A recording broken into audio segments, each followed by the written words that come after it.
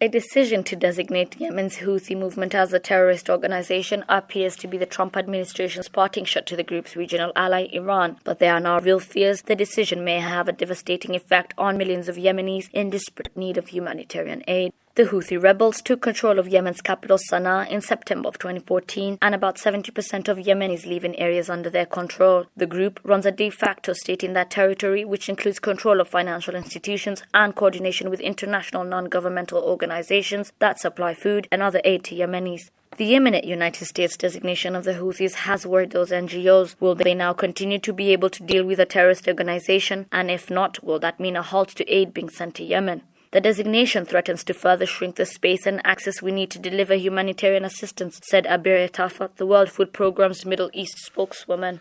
Life has just got harder for millions who are already struggling to survive.